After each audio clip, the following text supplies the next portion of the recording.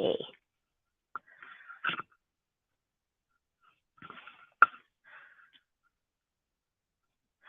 Hi, morning everyone. Thanks for being up so early.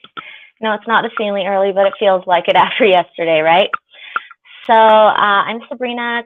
Quick, short intro regarding this particular panel.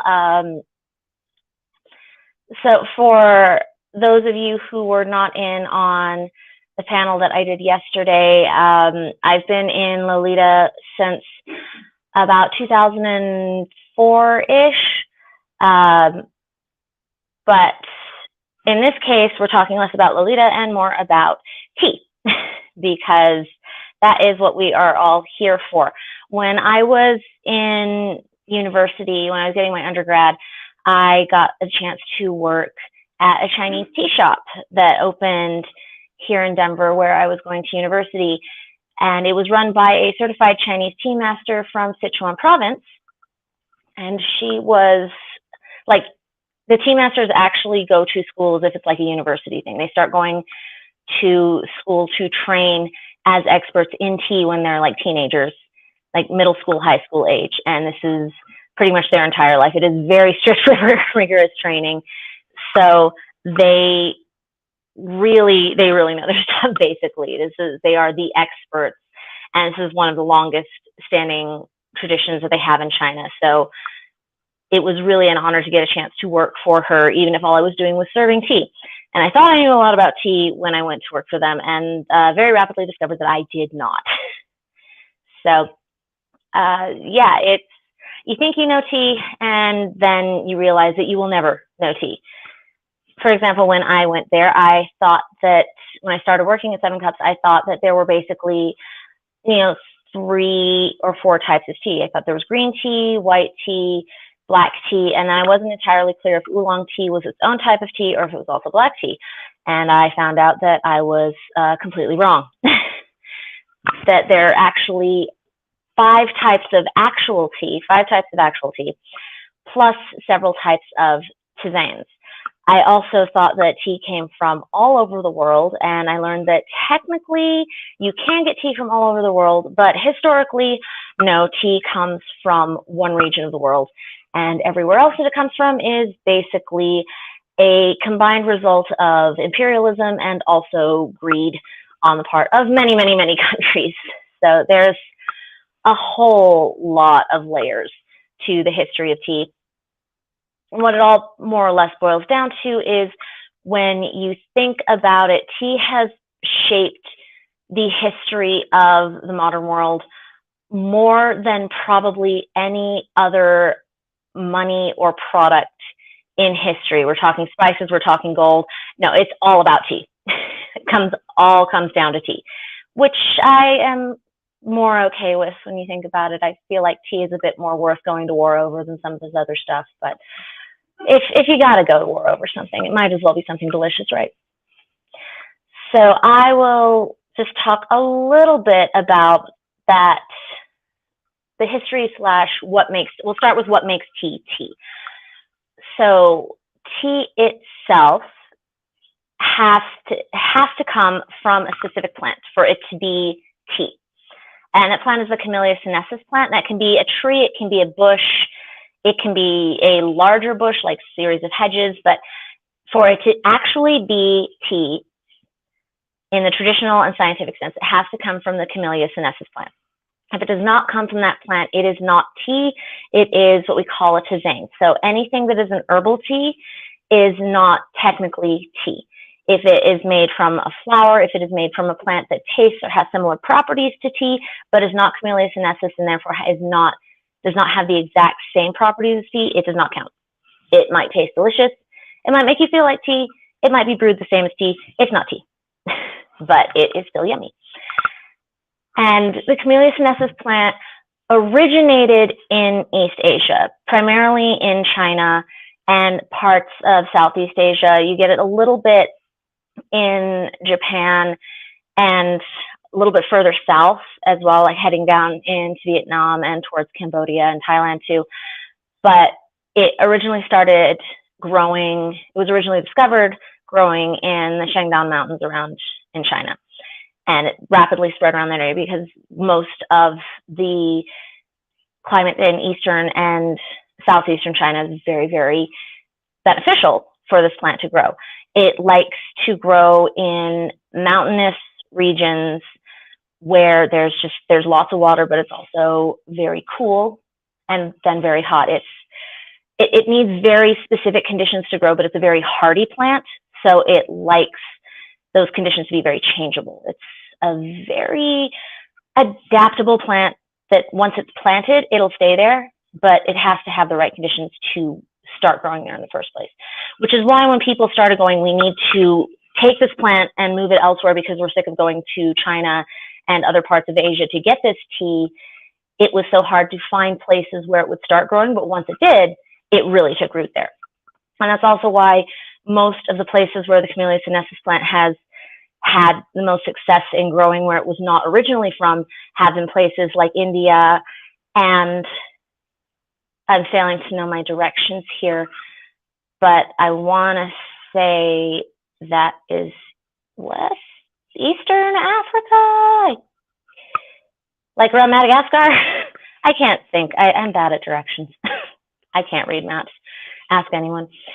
And like parts of South America, because the climates there have produced the right type of soil for this plant to take root, and then because the climate is changeable enough, it continues to grow and thrive.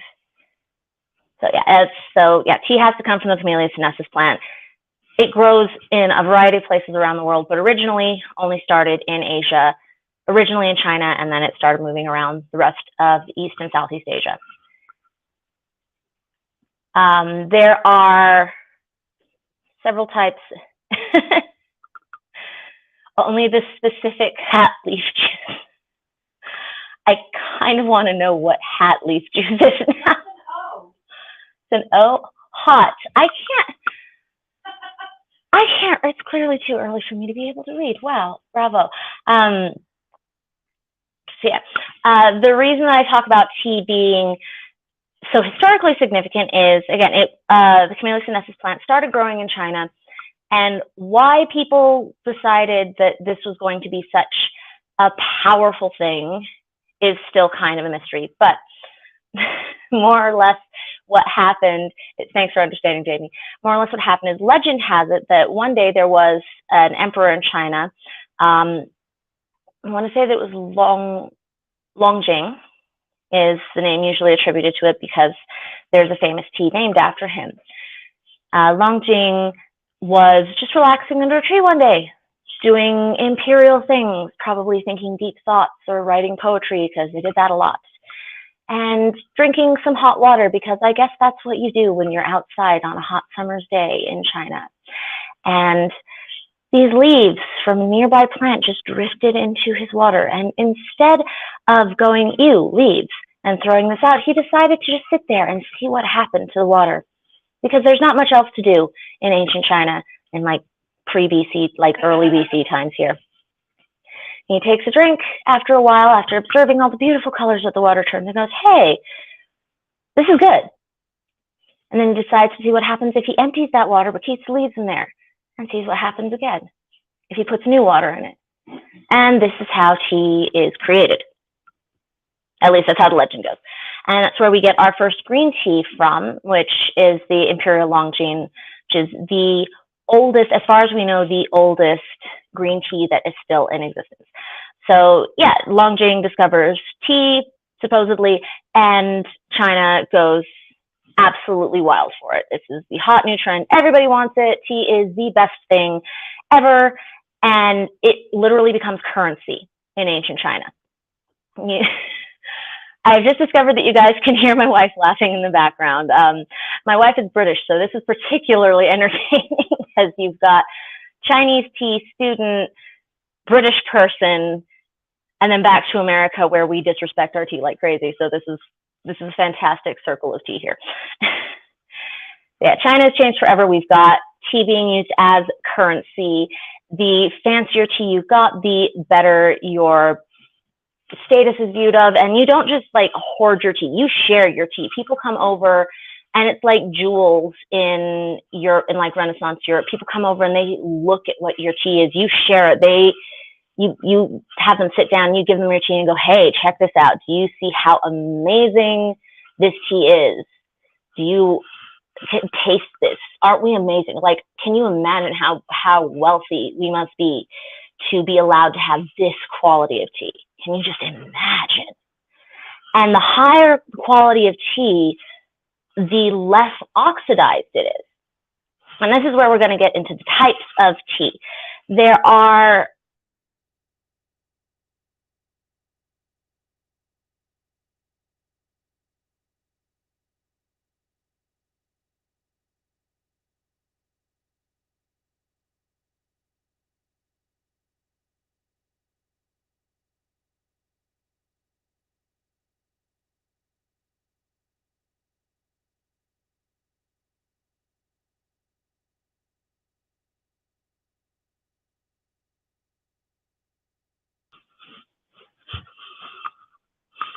Are we back? Okay, sorry about that. I think I was saying if we ignore the concept of tisanes and herbal teas and things, we mostly have most people think that most people think, there we go, that there are about 3 to 4 types of tea. There are actually 5. And those are in order of oxidation levels: green tea, white tea, yellow tea, which we're going to get to, oolong tea, and black tea. I'll have to keep tapping at my second camera, I think, because it keeps blinking out, which is very, very sad for us. And green tea was the first one that was discovered. Green tea is the least oxidized tea. Oxidation is just how much oxygen is the tea leaf exposed to before we process it and seal in everything that's inside of it. So green tea is the least oxidized tea. It's oxidized as little as possible before they start the processing. So they pluck it and they immediately start drying it and getting it processed to hold in as many of the natural properties of the tea as possible, which is why it's the lowest in caffeine. No actual tea is fully caffeine free, but it's going to have about the same amount of caffeine as you'd get in like an apple or something. It's just the amount of caffeine that it naturally holds. It's not a significant amount, but it's not going to be enough to really have an impact. So it'll feel like you're drinking something that's decaf, unless you have an actual caffeine allergy, in which case you should probably still avoid green tea unless it is one that has been processed to be decaffeinated. So green tea would be the really like high quality, lightly flavored green teas would show that you were of the highest rank. Yeah, apples have a very, very, very tiny amount of caffeine in it. It has something to do with the way that the carbs interact. I'd have to get in touch with my tea master to have her confirm how that worked again. I just remember her telling us like apples have a tiny, tiny amount of caffeine, and all of us staring at her and going, "Are you absolutely serious?" I go, "Yes, I am completely serious about this. This is completely news to me, but apparently most food naturally has a tiny bit of caffeine in it, just little tiny bit. If it's got sugar in it or certain types of, what's the word? Not like vinegar, but whatever it is that turns into vinegar, then it sometimes has caffeine in it naturally. It's just such a little amount that it doesn't affect you.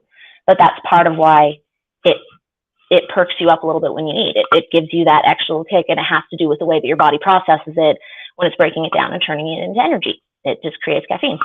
So yeah, science. And so green tea is what you have if you're very, very wealthy. White tea is the next least oxidized. It's between about 10 to 15% oxidized. So it's oxidized just a little bit, which means it still is very high in antioxidants. Imagine, the lower oxidized you are, the more antioxidants you have. And it has slightly more flavor as a result, but it also still has a very mild flavor. It basically allows it to taste a bit less like the leaf and a little bit more like whatever you want it to taste like, if you want to give it some sort of flavor, but it still has a very light flavor. And white tea was also considered to be a very, very high luxury because it takes a very long time to process white tea. You have to do a lot to get the amount of flavor that white tea has without over oxidizing it, because it is so lightly oxidized. But white tea does tend to have a lot of flavor for something that has such little oxygen put into it. So if you had white tea, that was still a sign of very, very high status. And it was kind of like, the way I would explain it is, if you've seen Legally Blonde, green tea was all of the law school people, and white tea is Elle Woods.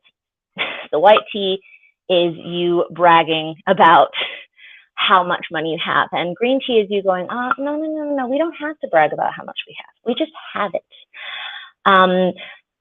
Blue tea would be a tisane, because you can get blue tea, but it's all going to be herbal stuff, which is a shame, but it's really, really pretty. Blue tea is gorgeous if you look at it, but it's going to be like floral tea or blueberry tea, which I can't have, and it's sad.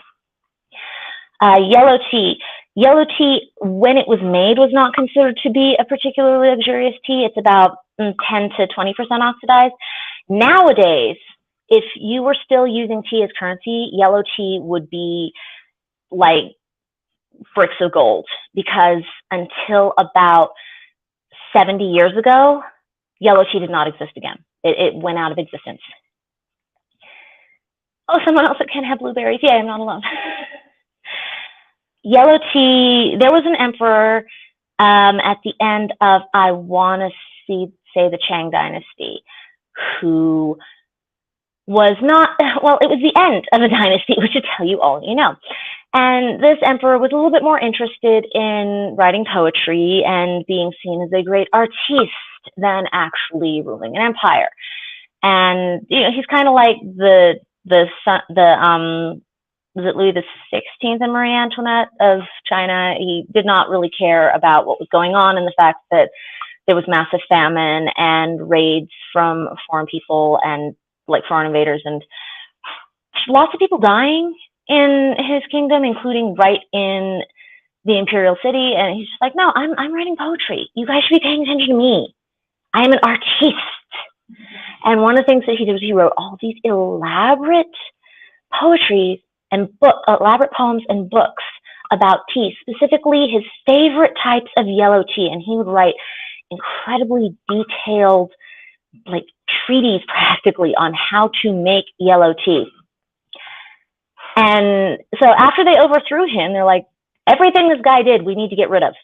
Like, major backlash. So they destroyed pretty much everything that he wrote, and anything they could find on yellow tea in particular. Like, if this guy liked yellow tea, this must be like demon drink, get rid of it. So for a good 70 years, so until a good 70 years ago, sorry, it was way more than 70 years, but until about 70 years ago, nobody knew how to make yellow tea anymore. They knew it existed because people talked about it. They knew what the flavor properties were, but they did not know where the bushes were that it was made. And they did not really know how to make it. They had hints, but they couldn't really figure out how to replicate it. Cryptobotany, crypto tea. Yeah, pretty much. It's like Bigfoot tea here. And then some people were exploring these ancient tea groves that they come across and found some bushes that didn't match any tea groves that they've been able to find historical records of. And they started testing and processing them. And through a lot of trial and error, they basically rediscovered how to make yellow tea from these bushes. So there are 3 types of yellow tea that they have managed to recreate. And we're still not 100% sure how accurate they are. But based off of the texts that have survived and working with tea masters from that region, it's as close as we can get. So yellow tea exists. It's just, only been back in existence for about 70 years. So it's pretty spectacular. I like it a lot. It has a very kind of mellow flavor, but it's pretty hard to find. So if you get a chance to try it, do, but it's tricky. Oolong tea. Oolong tea you get more of than any other kind because it is the easiest to make. The oxidation levels go from about 30% to like 80%. So you get hundreds of types of oolong tea from all over Asia, and they're amazing. And they will be we will get more into detail about those later because I can talk about oolong teas for a while, and that's what you get a lot of tea ceremony teas for in China. Black tea is where we get the history of tea getting interesting from. Black tea was an accident. Black tea is the most oxidized tea that, is again like 80% to 100% oxidation, which means that in some ways it loses the most nutritional and health benefits, but also gains the most flavor and has some different benefits, like the most amount of caffeine. So it'll be the one that perks you up the most. And it's still not super caffeinated. It is more caffeinated than green tea, but it's still not going to be nearly as caffeinated as a cup of coffee. And it is more of a slow release caffeine, especially if it is in full leaf form as opposed to tea dust form. So it'll last in your system a bit longer than other types of tea will. And it is I was trying to find one of my good black teas here. It is very strong smelling if you're talking about the really high quality stuff. Oh, I don't have any, that's why. It is very, very strong smelling. If anyone has heard of Lapsang Souchong, that was a tea. It's famous for two reasons. One is that is a tea that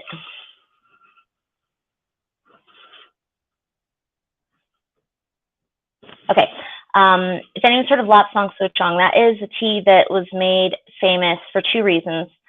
One is that's the tea that Sherlock Holmes drinks in the books.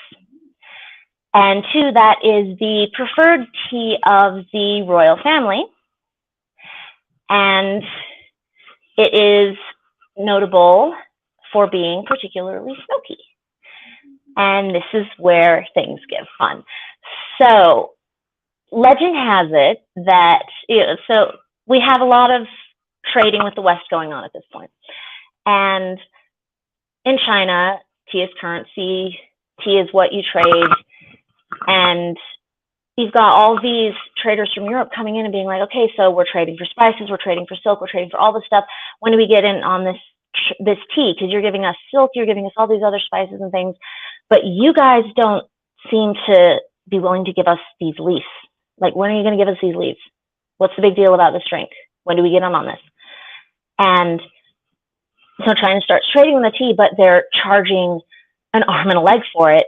And it's considered very much a delicacy as it's going overseas, but people aren't quite getting why. And China's really not willing to part with it because it's, like sending over half of their money all the time. So one day, this port city somewhere, probably near Shanghai or Guangzhou, gets their tea harvested, and they set aside a chunk of it that is specifically just for trading, and that is the only amount of tea that they're planning on trading, because the rest of it they need to keep for themselves. And there's a massive fire. Whether it is that the place where the tea is stored actually burns, or whether it's just that the tea absorbs it, because tea is extremely, extremely absorbent. You should never put your tea in like a plastic bag or store it too close to things that have strong scent, because it will take on that scent and it will change the flavor. But regardless, the tea over-oxidizes and literally ends up smelling and tasting like smoke. So the entire tea stock is ruined. So the villagers are sitting there thinking, what do we do? Well, we can't do anything with this. We got the Dutch. The Dutch are here. They're ready to take this. They don't know what this stuff is, really. They're stupid. Let's just tell them that this is a special new type of tea, that this is the highest quality tea we've got, and just offload all this burned tea on them. And a year later, the Dutch come back, and the British come back, and the French come back, and like all of Europe comes back and goes, this is amazing. What is this? What is this amazing tea that is the highest quality tea that you say that you give, and we all want this? And colonialism happens. So one burned batch of tea changes the history of the world and leads to the British stealing plants from China and colonizing half the world, trying to find a place where they can start growing their own tea so they don't have to keep going down the Silk Road to get tea from China anymore. and leads to the Dutch and the French doing the same in Africa, and all these other countries going, well, if you guys are colonizing the world, we're going to do the same thing. We're just not going to do it for tea. And yeah, so it's all tea's fault. But at least that's a better reason than just we want gold, right? So yeah, that is a brief history of tea and how it changed the world. So now we'll move on to some of the more interesting details about the tea itself. So backtrack a little bit to some of the types of tea. I have a lot of tea here. A lot of tea. And I'm going to start with some of the green teas that I've got. Specifically, my favorite one. This is my Minkyang Anji Bai Cha, which I know I'm saying wrong, and my tea boss would be killing me right now. But now this is a slightly older one. In general, you do not actually want to keep your tea for more than a couple years if it's loose leaf, because it does start to change the oxidation level and it gets less good. I'm trying to get decent lighting with the camera here. There we go. But it'll still taste good. It's best when it's fairly fresh. There we go. Where's my camera? There we are. Ha. Anji Bai Cha green tea is my personal favorite because it has a very light taste, but it starts to really improve with subsequent steepings. Really high quality tea, especially if it's loose leaf, will get better through subsequent steepings. Usually the second steeping will be the one that tastes the best. And a lot of people will say that loose leaf green tea in particular tastes bitter. And I find the reason behind that is because, well, two reasons. One, they let it steep too long. Green and white tea, you should really only steep for about 1 minute max for the first steeping, and then like 2 minutes for the second. And after that, you can steep it kind of as long as you want to get the desired color and strength. But if you steep it too long, then yeah, it's going to get very astringent tasting. And the other thing is you don't want it to be too warm. If you have the ability to measure the temperature of your water, it should only be about like 80 some degrees, because otherwise it will literally burn the leaves. Remember, these are low oxidation leaves. And so you're literally burning them and changing the type of tea if it's too high. If you don't have the ability to measure it, what I usually do is I take like a teaspoon of water and I pour it over the leaves before I pour the hot water over it. If you have no way to avoid the boiling, it. And then we've got our white tea. Oh, I was going to say about the green tea too. Green tea is best if you want something that's just really cooling and light. But if you want something with a stronger flavor, it's probably not going to be great unless you're going for a lower quality green tea or a Japanese or Chinese style green tea, because those are processed a bit more strongly and they'll taste better. White tea. This is my favorite white tea. Getting it into good lighting again, sorry. This is the name translates to white peony. And usually the best quality white tea translates to silver needle, and it's going to just be the buds at the top of the plant. You can see some of the buds, these slightly whiter ones here are sorry, getting it in the camera is trickier than I realized. These like slightly lighter buds, let me see if I can pull one out, are the tops of the plants. And that's usually the part that people think of when they think of white tea, are these little buds. And silver needle will pretty much consist of that, but I find that makes it too light for me and I can't taste it.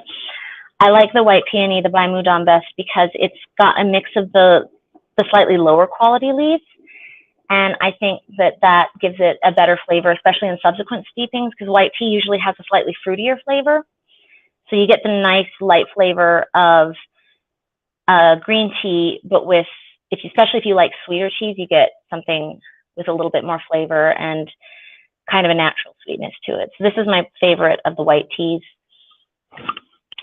there's about 3 popular types, and you do have to use a lot more of that tea to get the flavor. Green tea, you only need about a teaspoon to a tablespoon to get it, and you need about twice that much to get it out of white tea. Yellow tea, I wish I had some yellow tea, and then I realized that it was so little you couldn't even see it. It had pretty much gone down to tea dust. And you can even see a tiny little bit of the tea dust in the bottom of this cup here. Is it showing up on the camera? I don't think it's showing up on the camera, sorry. I talked about tea dust before. This is the other reason that I end up laughing at tea discourse on Tumblr. You'll see like all the Americans and British people arguing about the best way to make tea and how to boil water and iced tea versus hot tea and stuff. And I'm just sitting here going, you're all drinking tea dust. So none of you know what you're talking about. Because, yeah, that was the next step in snobby tea drinkers scamming the rest of the world to get them to leave Asia alone. They're going, oh, but you got these. Why are you drinking the leaves? The leaves, they'll taste so bad if you swallow them. There's absolutely nothing wrong with swallowing the tea leaves. They taste fine. They will do you. It's like, eating a leaf from a salad. They're not going to hurt you. They're not going to taste particularly bad. They're tiny, so you're probably not even going to notice when you swallow them. But then everyone's like, oh, well, we're just going to have the tea dust. The smaller the leaves, the less flavor you're going to get. So if you get just the little bits of crumbled up bits of tea that is left over from where the leaves have crumbled to bits, then you're not going to get half the flavor, and you're barely going to get any of the actual value that you get from the leaves. So when you get a bag of tea that is just tea dust, that's why you have to start adding things like milk and sugar to it, because otherwise you're not actually going to get any flavor. So that is why we have tea snob arguments in my house. Oolong teas. I have so many oolong teas, and I will do my best to try and explain them, because there are many types of oolong teas. In general, there's 4 types of oolong teas, and you can sort of choose which one you like based off of how strong you want the flavor to be. There's a family of oolong teas called the rock oolongs or the wu yi oolongs. These are my 2 favorites of those. The Da Hong Pao Big Red Robe this camera's at a very awkward angle, sorry, is one of the most famous ones. It has a very strong flavor.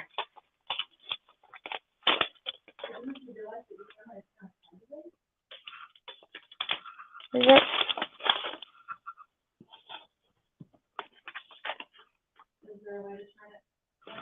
Is that better? Is that better for the camera? I don't think there's, Mariana Key says that they feel intimidated telling people they don't prefer hot teas. I think there's nothing wrong with preferring colder teas. I actually love making iced teas with good loose leaf teas, because you can get some really wonderful flavors from them. And most teas actually do have cooling properties about them. One of my favorite things to do is if you get a green tea and mix it with mint or fruit juice, it really, really, really cools it down a lot. And those taste amazing. Black tea will be warming, but most teas actually cool you down, which I think is why they work well for iced tea. I think it's more like the quality of the tea is more important about whether it's hot or cold. I just find it really funny listening to people argue about, wait, what? You have iced tea? Why do you have iced tea? Why do you have hot tea? And I just think it's because British people melt if it gets to be more than like 72 degrees for more than 10 minutes at a time. White tea and green tea work really well with like peach juice and grape juice. I've done herbal teas with like hibiscus juice and pomegranate juice that tasted amazing. Green tea with mint juice, or with not mint, green tea with mint is like fantastic, especially if you got a cold. That's one of my favorites. So this is what Big Red Robe looks like. And as you can see, it's very large, twisted leaves. They're not very balled up at all, but they're very big. So they pick them fairly low down on the plant. And so they open up very, very wide when you pour the liquid on them. And they do, the big red rope is just as implied. The color is this really, really dark, gorgeous red. And I'm going to use this for one of our tea ceremonies later because it tastes amazing. It looks amazing. Like, it tastes amazing, and I get to enjoy that part, but you guys get to enjoy how pretty it looks. And this is one of the more popular ones for tea ceremonies because of that, and because it's so strong, because it is highly oxidized. It has a much longer life. You can get a lot more steepings out of just one thing of leaves than you can with others. The white, green, and yellow teas, because they're so much lighter, you can only get usually about 4 steepings out of them max before there's just simply not enough flavor left in the leaves. But oolong teas you can get a lot out of, and a really good rock oolong tea, because they're higher oxidized, you can get like a good 7, 8 steepings out of if it's a high enough quality and if it's a more recent one. Again, if it's an older leaf, it's going to be running low on flavor because it's starting to dry out too much. But if it's from recent years, it should still be good. So that's Big Red Robe, which is one of the really good rock oolongs. My favorite rock oolong, I'm going to keep this one over here for later, is Iron Arhat or Tialuahan, which is another really famous one. And this one you'll be able to see is one I've used so much you're going to be able to see the tea dust. So there's still some leaves in it, but you can kind of see it's a little bit, I can get out one leaf that looks like it's supposed to. There we go. I'm having trouble with the mirrored camera, sorry. But you can see the rest of this is just kind of dusty. That's at the stage where we start putting it in bags and selling it to the British. This one has a milder flavor than some of the other rock oolongs. It's a little bit more of a kind of golden color when it's brewed, but it still has a very strong flavor. And the reason these are called rock oolongs is because in Lee province where they are grown, there's a lot of mountains, and the minerals in the soil that come from the mountains are so strong that you can actually taste it in the flavors of the tea. So it's very, very famous for that. Da Song oolongs, where my Da Song oolong go? Here we go. Da Song oolongs are magnificent. These are one of the lesser known ones, but I like them. They are another set that has lots of very long, twisty leaves. And they look like they're very dark, but they are actually more lightly oxidized. They're more on like the 30 to 40% oxidation thing, end of the spectrum. So they come out in a much more kind of golden color when they're brewed. And what I like about these is because of something about the way they're processed, they end up tasting kind of naturally like fruit. So my favorite kind of Da Song oolong, which the name translates to white osmanthus, actually kind of tastes like peach juice. Oops. There we go.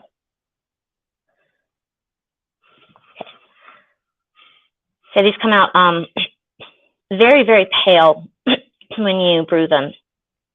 And they just, the way they're processed, they come out tasting naturally like fruit juice. And my favorite one is the white orchid flavor, or the white orchid. It's not really flavored, but it tastes like peach juice naturally. And a lot of the Da Song oolongs have this naturally kind of fruity flavor to them, which I like a lot, even though they're supposed to be floral in the way that they're brewed. They taste sort of fruity. And for that reason, they're frequently used for weight loss, I guess, because they kind of trick the body into thinking that you're eating. I don't know. I just find that they are very, very satisfying to drink. I have no idea if they help with weight loss or anything. I don't particularly care because they're delicious. So Da Song oolongs, there's not many of them, but if you like really sweet teas, these are fantastic. So those are some of my favorites. There's only a few of them, but they generally will be the ones that have names like, you know, white orchid or golden peony. Any sort of name that translates to a flower will usually be a Da Song oolong of some sort. There's also the other really popular oolong tea, which I do not have an example of, are the Angji oolongs. And that's a real shame because the best tea story, like tea discovery story I have that's clearly fictional, is about an Angji oolong. And those are, Angji oolongs are interesting because they're processed in a way that looks kind of like this, in that they come out as little balls. This is not an Angji oolong, but it looks similar to the Angji oolongs. You see, the other ones were very large, and this one is, oh, come on, camera. Sense of direction, please exist. And I'll just hold down here. You see how these ones are little balls instead of long, twisty things. Yeah, these are tea tubes that I got. I went on a tea tour in Taiwan, and yeah, I literally spent more money on tea than I did on the entire rest of the trip. And that includes airfare and the hotel room, which says a lot about how cheap Taiwan is and how much money I spend on tea. But these are wonderful, and you can actually get these delivered to the States, these tea tubes. I will, I don't have the link to put up in here now, but maybe I will put it up on my Instagram later, like take a picture of this and put it up on my Instagram later so people can find it, because these are really, really handy little tea tubes. These are awesome. The Angji oolongs are some of the only teas where they put them in balls instead of long, twisty leaves. And it's because the most famous Angji oolong is called monkey pick. So Angji oolongs are kind of in the middle of the oxidation spectrum, so they have a kind of milky flavor. Sometimes they're called milk oolongs. And the monkey picked one has my favorite story behind it, because Angji oolongs come from another very mountainous place, and it's one of the places that has the Camellia sinensis tree as opposed to the bush. So the trees tend to grow out of the mountainsides occasionally. They've been cultivated so that they'll grow out of the ground, but initially they grew out of mountainsides. And there was a story about a farmer who was growing his tea trees, and at some point he was harvesting them and realized one of the trees was too far up the mountain. He couldn't get at it, and he was really upset. And the monkeys felt really sorry for him, so they went up and they picked it and they threw all of the tea down to him. And they rolled it up in a little ball so that they could pelt him at him, because they thought it was funny that he was asking them for help. So that's why it's monkey picked. Whether or not this is true, obviously we have no idea. I like to think that it is, because I could totally see monkeys going, yeah, sure, we'll help you. Pew, pew, pew. I think that would be hilarious. And they also, it tastes really, really good. Monkey picked tea kind of tastes like it already has milk in it, which is probably why the rest of the Angji oolongs end up being called milk tea and milk oolongs. And this one's going to take me a while to put back in the container, so I might make my tea wench do that off camera for me. Do you mind? I'm going to have you put the rest of this back in the container off camera so I can move on, okay? Okay. I have a tea wench off camera, yes. And then the last ones, I have more tea tubes, incidentally, these things are fantastic, is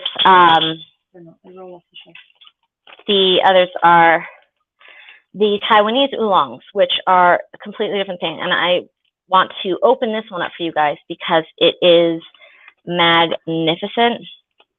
This is the Oriental Beauty. And this is unique in that it is the only tea that is twice oxidized in the world.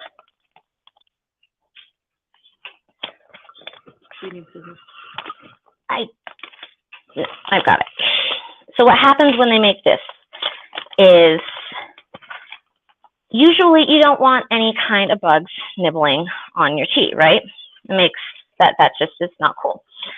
But with the Oriental Beauty, they oxidize the tea, and then after, like, as they're growing it, they let it kind of oxidize a little bit, and then they let silkworms nibble at it so that you get those little holes in it that start to oxidize on the edge, and then they pick it to finish the oxidation process. So it is technically a twice oxidized tea, so you can see a little bit that it's got a slightly more reddish tinge to it than some of the other ones, which means that when you brew it, it is this incredibly dark, almost wine red color that you almost never get in tea, which is why they call it Oriental Beauty, because because racism, and people are like, well, that looks like the bright red lips that you get on those Oriental beauties. So, but it is really delicious.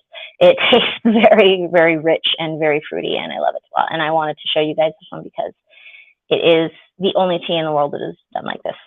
Sort of like a slightly less gross kopi luwak. Kopi luwak? I don't think I've heard of that. Is that a type of tea, or I don't think I've heard of that one. Kopi luwak, I'm curious. Oh, a type of coffee. Ooh. I'll have to check that out. The other really famous Taiwanese oolong is Alishan Sichuan Mountain Oolong, because that's the main mountain range in Taiwan. And these are also slightly balled up, but that's just for this particular company that made these. Alishan oolongs get made differently depending on who picks them.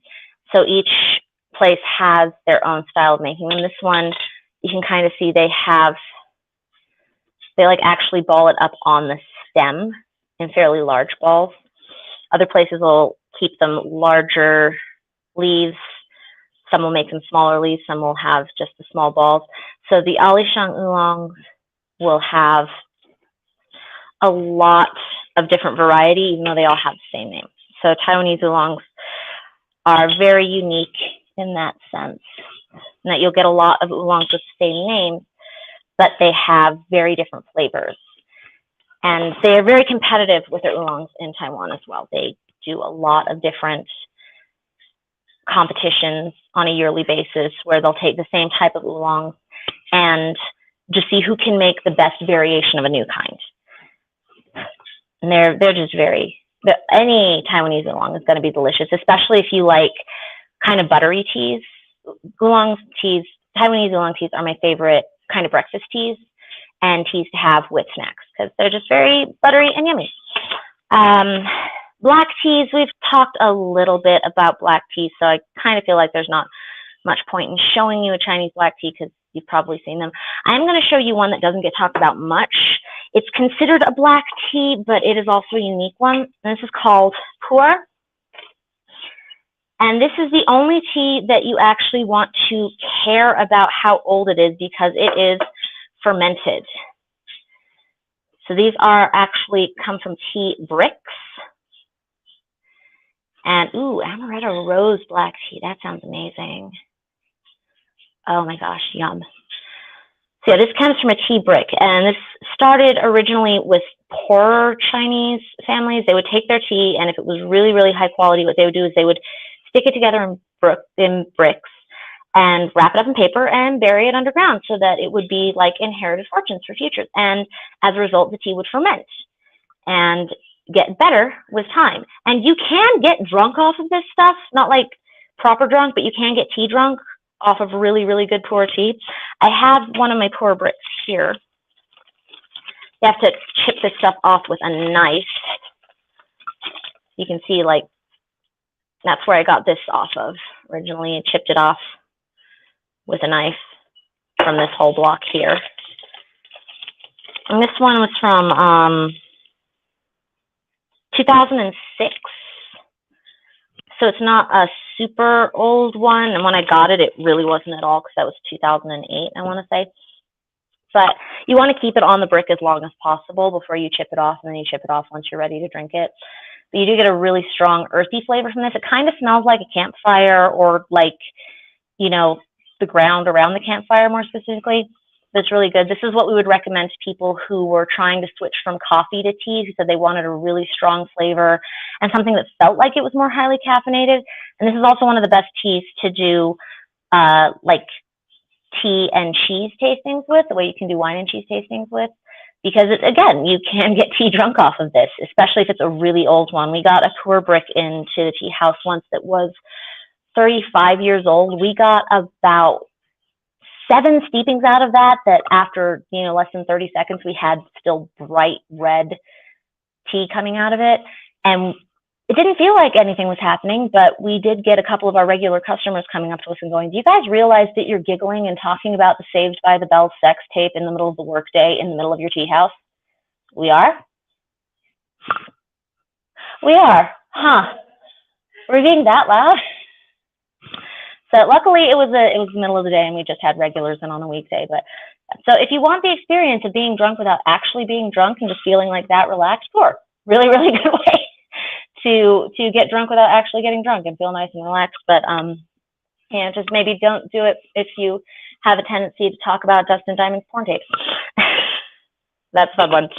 You get some really good tea ceremonies that you can do with that as well, because you have to roast it over things. So that's one of the few teas where back in the day when it was originally made, that was the poor people's tea. That was the tea that you only had the riffraff dealing with. And then now that the older tea blocks will go for ridiculous amounts of money on the tea market. It's so expensive. Let's talk just a little bit. I want to touch on some of the things that people think of as tea that are commonly misconstrued as tea, but they should still kind of count. Specifically, things like the roasted teas, so yerba mates, rooibos, and different tisanes. So rooibos and yerba mates are some that I hear a lot of arguments about whether or not that's tea or not. And yes and no, like it really tastes a lot like tea.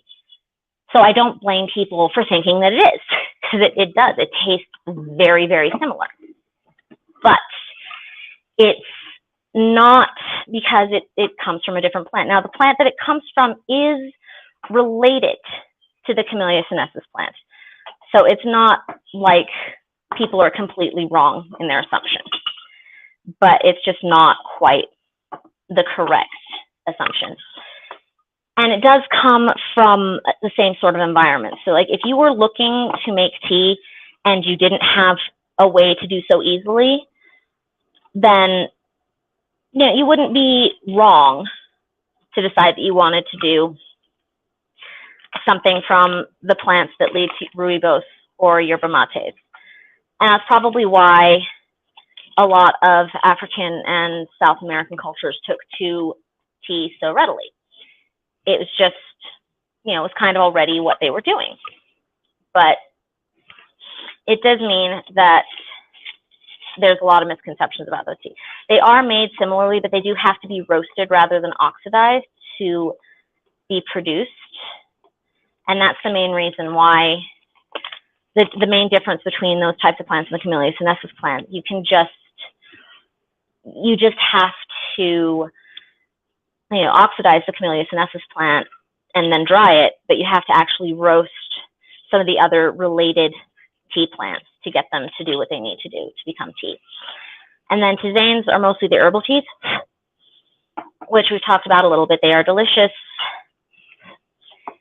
and just as popular in China and around the world as proper tea is. So like I say proper tea, I just mean like technically actual tea. There's not any real difference between those types of teas, and I just realized I should show you this before I start pouring. But yeah, the main thing between herbal tea, the main benefits of herbal teas are you get a lot more flavor from them, and if you do have like a serious reaction to caffeine, those are the ones that you want to have. They're a lot better for you if you really need to avoid caffeine, because those will be the only properly caffeine-free teas, and they are going to they're going to be really good for mixing with stuff as well. Pop that out for a second. The other thing that I like about herbal teas is that they can be scented more. I think I mentioned before that tea is very absorbent when it comes to scent and flavor, so you really don't want to risk having things be too strongly scented with them. And herbal tea, you can kind of be a little bit less picky about that. Like jasmine tea, most jasmine teas are not herbal teas technically. Jasmine teas are usually green or white teas that after they've been dried, they will let them sit with jasmine flowers underneath them or nearby dried jasmine flowers so that they'll absorb the scent. And that's kind of where herbal tea started to come from. So, well, there's a way for us to start absorbing these scents into flavors. And those can be nice, but you might notice that jasmine tea that is actually based on that actually has a green tea or white tea base does have a slightly more bitter taste to it than jasmine tea that has an herbal tea base. So that's when I'm in the mood for something with more flavor, I will always go for an herbal tea base because it's going to taste less bitter than something that has a lighter tea base that is an actual Camellia sinensis base. So herbal tea is good. Herbal tea is also fantastic for iced teas because, again, you get a lot more flavor. So what I was showing with this thing is, this is one of my tea ceremony boxes. There's a lot of different types of tea ceremonies, and most people are familiar with the Japanese style tea ceremonies, which are much more based off of the actual ceremony. You know, you'll have your cup. This is not a proper ceremony cup for Japan, but you'll have the powdered matcha, which is processed so that it actually mixes as powder, because it's less about the taste in that case and more about the actual act of mixing, the ceremony of how you're going to turn the cup to show the respect of the people that you're presenting to show your respect for the culture, the process of passing, how quickly you drink it, how literally the angles with which you present and accept things. And it's less about the taste and more about the atmosphere. In China, since this was how you showed off your wealth, the ceremony is a lot more about communication. Sorry, it's me making sure that the camera doesn't go off in the middle of this. So tea ceremonies in China were very social. You would sit there and you would drink tea like crazy. And there were 3 main types of tea ceremonies. I want to show you the 2 that I'm best able to do and that I also have the ability to do in a small setting here. This is a Gaiwan ceremony. And to do Chinese tea ceremonies, you have to spill a lot of water. So I've got my 2 little portable ceremony tables here. And this one has this handy dandy little thingy here where you can see it hooks up here, and that's attached to this part here. So I can actually angle that into the sink, which I'm going to have to move the camera slightly to be able to do that, actually. It's not quite close enough to the sink. There we go. In China, you tap the table to say thank you when someone pours for you, right? Yes. Yes, you do. Yeah, it's still a respectful thing. In China, you still want to be respectful, but who is pouring is more of like this is the person who's showing off, but it's also, again, more of a social thing. It's less about, I'm trying to get this straight and I don't like how it's showing. There we go.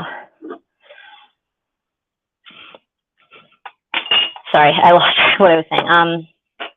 Yeah, you want to show respect for the people who's pouring for you, but you're also trying to be polite and pouring things for other people as well.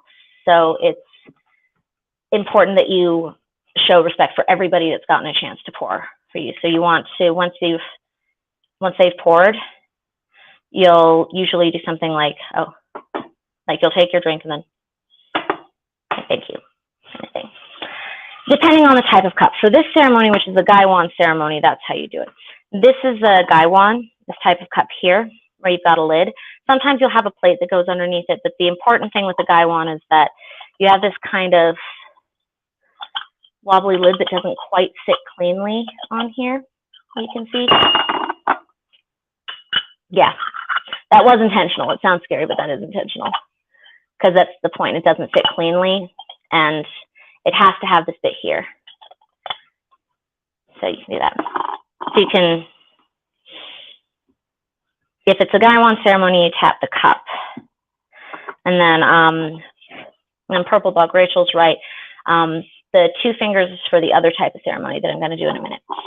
So Gaiwans are used usually for white and green tea ceremonies, and these are for like the very wealthy ceremonies, and I'll show you a bit about how we do this. The main thing that you do first in Chinese tea ceremonies, it's got my little handy dandy tea towel here, is you got to warm everything up. So we're going to only put a little bit of water into the Gaiwan here, because if the porcelain is not warmed up, then you're not going to get the full flavor. And this is why I'm doing this in the kitchen. And same thing with the cups, the little tasting cups. In Chinese tea ceremonies, you generally won't have full-sized cups. You'll just have these little bitty tasting cups because you want everyone to get a chance to taste everything, but you want them to be able to taste multiple steepings. So you won't get a chance to drink a whole thing. So what I'm going to do first is I'm going to put, you saw, since I've warmed the cup first, I had to keep the leaves in this pitcher to start. And if I had you guys here in person, I would be passing this around so you could all smell the leaves and take a look at them closely. And then, now that I've got the gaiwan warmed up, I'm going to pour the water in. Normally I pour it in a nice pretty circle, but you guys can't really see that from here. So I put the lid on, and we wait for approximately a minute or so while it brews. It usually does smell really good. It's interesting seeing the difference between when it's just in the powdered form, or not the powdered form, when it's just in the dried form, and then as the leaves are opening. And you can actually see here that they're opening just a little bit. Like, I don't know if you can see, but like that one right there, you probably can't see it very well, but there's a leaf here that you can actually see is already opened.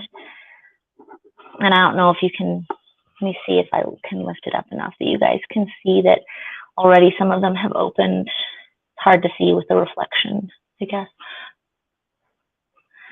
But some of the leaves are already opening a little bit compared with before. They were very sticky before, and they're already kind of widening. I've gone from being like this to kind of opening a little bit like a banana peel. That does not look super kosher, but okay. Well, the reason that we're warming up the porcelain is because if it's cold, then it's not going to feel very good in your hands, even though you're drinking something warm. You want it to feel just as good in your hands as it does in your mouth. And there's a specific way that you drink the first taste, which is you'll take the cup, and when you drink it, you're going to first hold the liquid. You're going to try and drink it like a shot, and you're going to hold the liquid under this. You're looking in the camera with my face, which I know is being blocked a little bit by this camera. You're going to hold it under your upper lip first for as long as you can, then under the base of your tongue for as long as you can, and then you swallow it.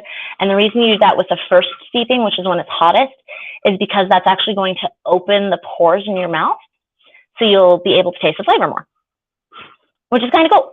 And then after that, you can just drink all the subsequent servings as much as you can. Usually you'll have enough that you can drink each steeping like twice, but the very first steeping you want to open up the pores like that first thing. I think maybe a little bit longer. I think you guys might be able to see, even with the reflection, you might be able to see how much they've opened a little bit better now. If the water would stop wiggling, let me, any way I can, oops. There we go. That helps a little bit with the reflection. I don't know if you guys can see the opening at all there. You can see that they're starting to sink more towards the bottom, which means that they are almost fully open. So this is going to be very pale because it's the first steeping. So do what I want, and this is why I've got a very tiny one, because I've got small hands. You hold the bottom of the gaiwan with your middle finger, and let me tap this out because it'd be really bad if it freezes there. You hold the bottom of the gaiwan with your middle finger and the top with your thumb, and you tilt the lid. This is hard to show on camera, so I'll set it down and do this. You tilt the lid like this, so that little section there is where the water's going to come out from, and the lid will hold the leaves back. But it's going to be hard for you guys to see that, so I'm going to do that to pour it into here, so you can see it a little bit more. and get a look at the color first. Now, if you're drinking from a Gaiwan solo, that's also how you drink from it. You'd hold it like this and then just hold it up to your mouth to drink it. And then that's how you keep from getting the leaves in your mouth. But you see, that actually works as a strainer very well because very few leaves ended up in here.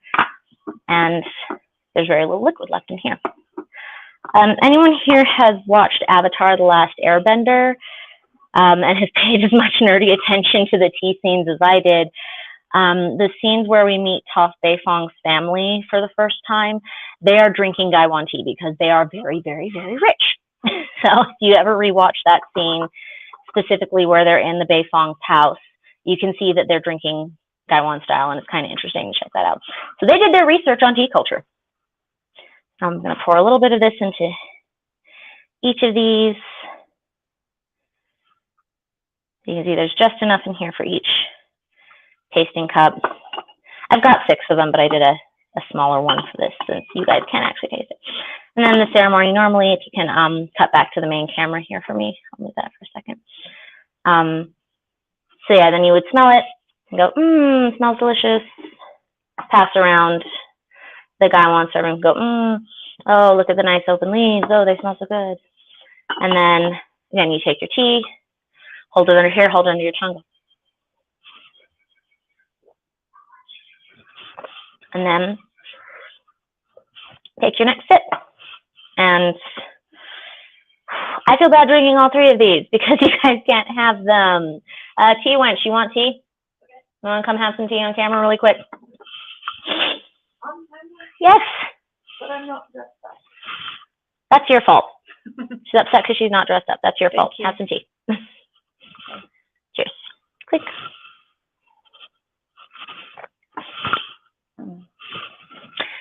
And I don't know if you can hear her, but how would you say that tastes? Kind of buttery. Buttery? Are you guys able to hear what she said there? It's kind of buttery tasting. I'd say it tastes buttery too. Thank you, Tea Winch. Hey. Yeah, it definitely tastes better together. You've got to have it be a social experience for it to really be fine. And then normally you would have more tea ceremony with this, but we'll just do the one for this. So I just wanted to show you guys what a Gaiwan ceremony looks like. That's my personal favorite because you can do it alone or with other people, but that is that's the best ceremony for lighter tea. All right, let's go ahead and I will show you guys how to do the fancier one now, the one that everybody thinks of when they think of Chinese tea ceremonies. Let's go ahead and get that ready. Move this guy out of the way. Bring out the fancy one. All right, get back down to tea can.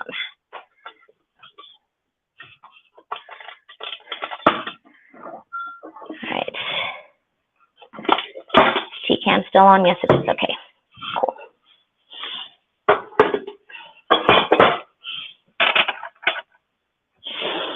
All right. This little guy. Now, this ceremony you could also do on a wooden tray like the one that I just used. I prefer to use this one because it's more what you would use in a more traditional ceremony. And also, you don't have to be close to a sink. So this is what we would call a yijing ceremony based off of the type of clay. This is a yijing pot. Usually it'd have a little string on it. I do not have a string on this one because I haven't made it yet. The string serves 2 purposes. 1, it holds this on, and 2, it gives you something to hold on to. So I'm probably going to, with regards to not burning your finger, so I'm probably going to regret not having put one on here. But so you've got this clay is not fully, like it's fired, but it is not glazed at all, and it's left intentionally porous because it will, over time, absorb the flavor of the tea that you put into it, which is why this is usually used for just one type of tea and why it's almost always used for oolong ceremonies, because the oolong tea has stronger flavor and it'll absorb into this. And see, the Rosé Foray people saying these are gorgeous. I love these. These are beautiful. I have about, I think I have 3 of them now. I used to have more. These things last, incidentally. Like, okay, I'm actively trying not to talk about this, but these things will literally survive house fires. You cannot use them after house fires, but I had 4 of them and they are still in existence. I cannot use them, but they still look like usable pots. So they last. These things last. If you want really nice objects to art that will never, ever, ever die, get some of these. And yeah, you can get some really, really pretty ones. I would not advise getting ones that have painting on them though, because the paint actually absorbs in. And these are the ones that you want to really spill a lot of water in, which is why I've got my tea towel like always on hand here. I have my tasting cups for this, and normally you would also have a long, thin cup that would match this. It's like about this wide compared to the cup, so it'd be about half the width of this cup, but twice as tall, and that's called a sniffing cup. And English might like the fire damage tea services according to history. No, ooh, that's true. Rachel, you want to drink tea out of my burned tea set? There we go.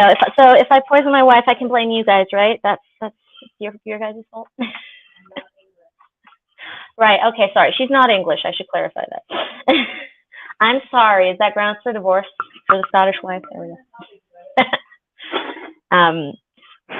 Yeah, I'm in agreement. It's good to have beautiful tools. It really makes a difference. It makes you feel like this is just that much more relaxing. I used to do this ceremony a lot when I was studying for finals. I actually brought this set with me to Scotland during my master's degree and would do this like on a regular basis to calm down while I was writing my thesis.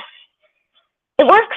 Like, the prettier it was, I was just like, oh, look at the beautiful color here. I feel so much more relaxed. I can now go back and listen to 4 more hours of ABBA music to analyze it for Eurovision. And wow, I do not think I would have made it through that without without something really pretty to look at and really nice tea to drink. Anyway, the sniffing cups. What you would do normally is you would pour the tea into the sniffing cups first and put these cups on top of them. So you'd be holding them kind of, it's hard to illustrate, but you'd be holding them kind of like this, except, you know, with this cup on top. And you would do what was called jumping the dragon's gate, which is based off of a legend where there was a koi fish that really, really wanted to become something grander. He really, really wanted to get up this waterfall because it would get a wish granted. And all of the other animals were like, no, you can never do that. And it just kept trying and trying and trying. Even if you get up this waterfall, you'll never be able to get past the gate at the top. Why would you keep doing this? And the fish was just like, no, I'm going to keep trying. I'm going to keep trying. And he did. And he finally managed to do this massive jump that not only got him up the waterfall, but cleared him past the dragon's gate at the top. And he turned into a dragon and swam away.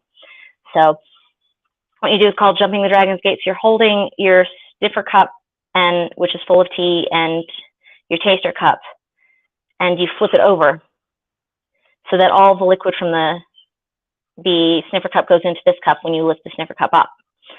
And then you roll the sniffer cup between your hands, now that's empty, and it warms up your palm. And then you can smell what the tea actually smells like the scent that's left behind in the cup. But there's not room for that in this tiny little set, so I don't have it. So we just get to do the tasting part. Now, because these are clay and it's porous, we have to warm it up. And we can't just pour the water into it. We got to go all over. Got to totally fill up that cup, which is why I'm going to regret not having that lovely little string in a minute or so. And why I prefer having this to the wooden one, because as you can see, there is a lot of water going into here. And I feel a lot less guilty about getting this much water on clay than I do about the wood. Because the wood is pretty hardy, but the clay, especially in a climate like Colorado, the clay is a lot less likely to crack. You can see that this is very damp now. You can actually see the steam coming off of it, and you can't tell that it is very warm.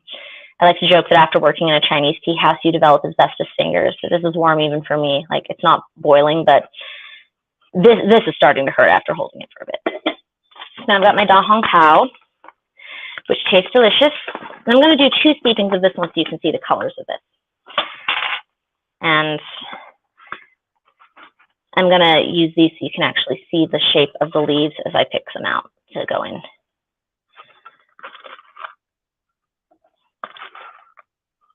And I'm going to show you how much I put into this because there's suggestions about how much tea you should put in terms of like teaspoons, tablespoons, etc. But obviously they didn't have these, you know, even a few hundred years ago, or like 300 or 400 years ago. I don't really know when tablespoons and teaspoons became a thing, but you know, they didn't have these until fairly recently in terms of tea history.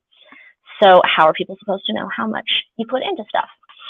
And the general rule is with oolong tea, you want it to more or less cover the bottom of the pot, but not fully. So I don't know if you guys can see how well that is covered. Like you can see it's just covering the bottom, but it's not fully covered. Like you can see that there's still some space. So it's not like packed, but it's all over the bottom. Now I've done that. And I'm going to slowly, again, I'd normally spin it through, but I'm going to slowly fill that up. 1896 is when teaspoons and tablespoons came to be a thing. Okay, good to know. And I put the little lid on top. It's going to spill a little of the water over sometimes, but not that big. Nice, I did that correctly this time. And since this is an oolong tea, it's going to sit for longer than the other teas do. And sometimes if it's a really strong tea, people will, sorry, it's an oolong tea, so it's going to sit for shorter than the other teas do. Sometimes people will pour out the first steeping because they think it's going to be too strong. I am not going to do that because I want you guys to see the difference between the two steepings. It's harder to see it with the lighter teas, but this one I think you guys will be able to really enjoy it. And the water in this one's going to make it too dark for you guys to see the leaves opening until like within the pot. So I'll wait until I've poured it and pull out one of the leaves so I can show you. But the pot is very, very hot now, incidentally. Molly Moonflower says, this is so in-depth. Thank you. Learning so much. Thank you. I really miss this job.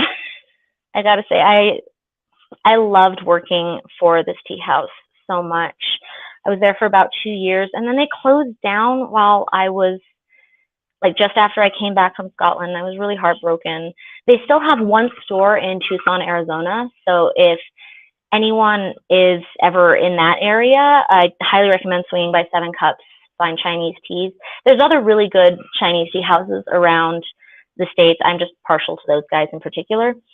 And they also ship within, they not only ship within the US, I think they ship internationally, right, Rachel? They shipped to Japan for us, didn't they?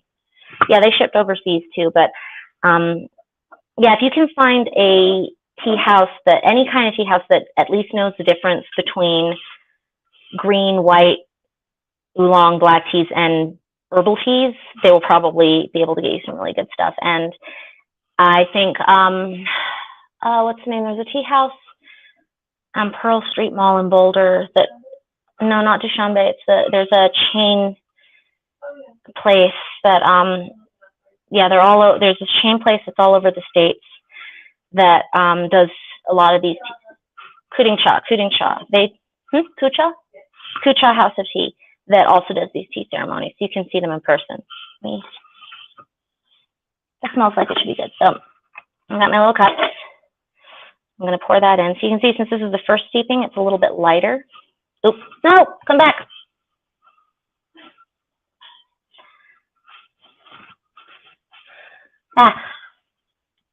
Did that freeze before you guys heard my recommendation for a place where you could get this ceremony done in person?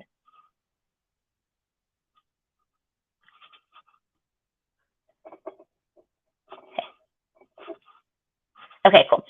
So this, you can see this is a little bit lighter right now because it's the first steeping.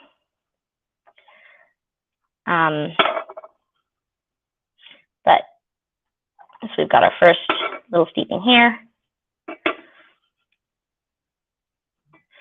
The big red robe, but right now does not look very red, but so good. So I'm gonna drink these super fast.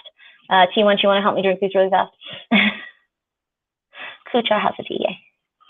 Oh, good, you guys can still hear, it's just a video, yay. All right, I'm not sure if it's the video or the sound that freezes too, so okay. high-speed drinking, because there's a lot more in this pot than there was in this.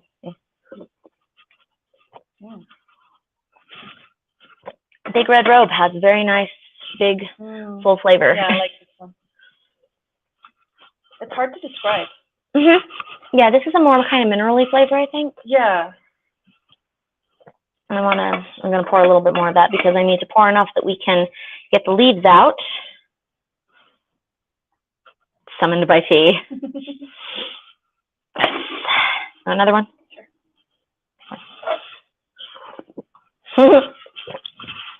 Tea shot. Ready, all together. 1, 2, 3.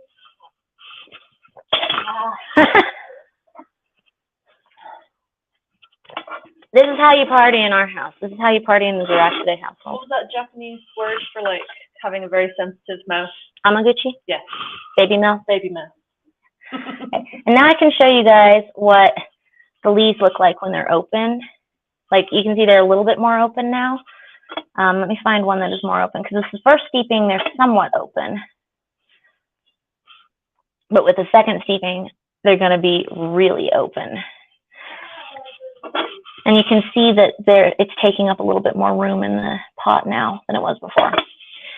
So let's pour some more in so you guys can see the color of the next steeping. And I think that's going to put us exactly on my timing. Yay. It was really hard to figure out like what I could and couldn't include in this. And like basic tea primer, how do you make this short? Oh my gosh, yes, those emojis are fantastic. The second steeping, you're always going to want to sit a little bit longer. And some people prefer the first steeping. I usually prefer the second steeping because I feel like there's more flavor in it. I definitely recommend, especially with oolong teas and black teas, and pours if you get the chance to, but specifically oolongs and black teas, try and get at least 2 or 3 steepings out of them because the flavor differences are going to be really noticeable in those first steepings. The first one will be, you'll get a lot of flavor. The second one will be noticeably different. Like with the Dasong oolongs, the white orchid, white peony ones that I was mentioning before. The white orchid, the first one tastes like a lovely light oolong, and then the second one's where you get the really fruity flavor. And the white peony, the first one tastes kind of grapey in the first one, and then the second one tastes a lot more floral. So it really does make a difference like which ones you're on. The second steeping actually doesn't take as long on an oolong. On the lighter teas, the second steeping will take longer, but on the darker teas, the second steeping is usually slightly faster. I'll let it sit a little bit longer. Yeah. You might be able to see that compared with the other one, the leaves are floating a little bit higher to the surface here comparatively. That's fun. The lighter teas, the less oxidized teas, because they look more like the actual tea leaves, they'll drift down more because they open up and get sodden down a lot faster. If you ever get a chance to get just a full glass, like just a regular glass, and put green or white tea in it and just fill it up with water, you can actually watch the tea drift right down. And it's quite fun. You can actually watch it like slowly spiral down to the bottom as the leaves open up. You don't get to do that with oolong teas as much, but you can see it with the lighter oxidized teas, and it's kind of cool just watch them drift down to the bottom and go, wow. They just end up with like seagrass looking glasses at the end. Yeah, the steepings, the different steepings of the leaves, if it's a fairly high quality, really does change a lot. You don't get to notice that as much with the bagged teas because there's not as much leaf to open, you know? And changing of flavor with subsequent steepings is such a lovely alchemy. I'm a musician. Why am I doing science so much today? I'm doing so much sciencey stuff. All right, I think that should be a good amount. Let's see. So it's a slightly different color here, like it's a little bit lighter, but the flavor is going to be very different. You can see it's a lighter color, and it still doesn't look red, but I don't know how to say say it other than the flavor tastes red. It's kind of a weird way of explaining it. Want more tea? It's the same one, just a second steeping. Okay, here we go. This is, see, this one, I'd say the first one was more minerally, and this one is a little bit more, I don't know, almost milky. It's more mellow to me. Yeah. Kind of mellow tasting.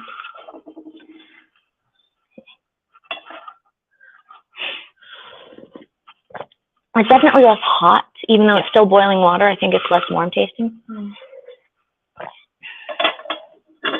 Another one. Tea shots. Tea shots. I drank 2 this last time. It's your turn to do 2. Ready? Okay. Here you go. Tea shots. Trying to burn my mouth. No, that's the fun part. Go for it. Mm. There we go. Very nice. Okay. All right. I've been wanting to get into loose leaf tea, especially for the summer, since I like to do a cold steep. Ooh, yeah. There's some really good ways to do cold steeps. If you can do cold steeps with loose leaf tea, you can get some really, really nice stuff with it. Loose leaf tea is like you can oversteep it in hot water, but it's a lot harder to oversteep it in cold water. So I think if you can do some cool steeps with that, that'd be great. We used to, at the tea house I was at, we used to boil the tea and then like steep it in hot water and then immediately put it in the fridge. But then somebody pointed out that's not really the best way to be doing it, because you still run the risk of, the same way that you do putting hot food in the fridge immediately to refrigerate it, you run the risk of potential bacteria issues. So we just started putting in, it in cold water immediately, and it started working a lot. And the sun tea was nice, except, in Colorado, you kind of run the risk of it overheating and having that issue of, hot vegetation in overly hot sun. But if you put it out and keep an eye on the temperature, then yeah, loose leaf sun tea and just loose leaf cold brew tea is wonderful. Cold steep tea is great. I haven't done sun tea since childhood, but I've watched loose leaf teas in room temperature water before.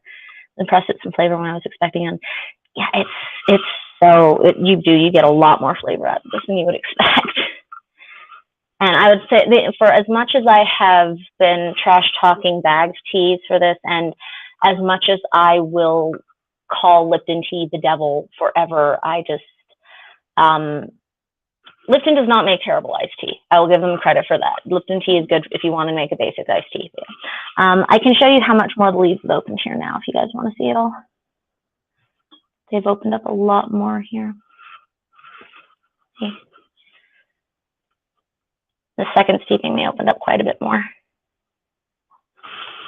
So yeah, I think that's, ooh yeah, look at that one. Oh, that one literally went into like bug territory. Oh yeah, if I hold it over the white cups, that's low. So yeah, and I think that's technically time. So yeah, if we're allowed to go over slightly for some questions and stuff, I'm happy to answer them. But yeah.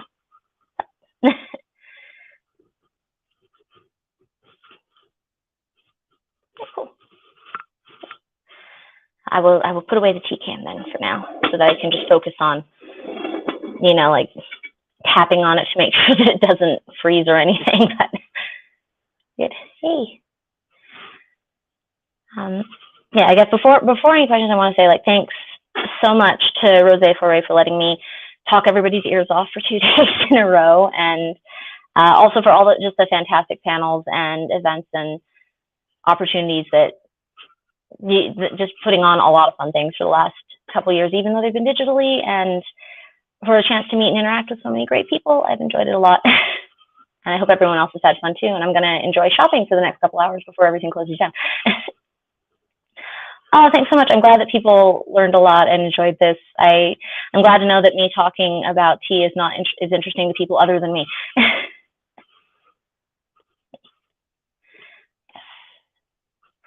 And maybe I will start posting more tea stuff on my Instagram, because I did for a while, and then I was like, oh no, maybe this is boring to people. But did you just shout yes at me about posting tea on my Instagram?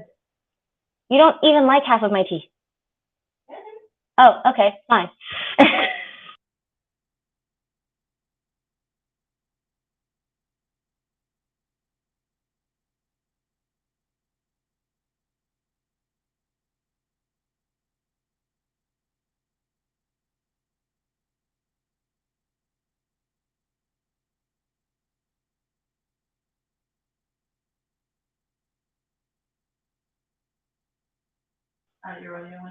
Yes.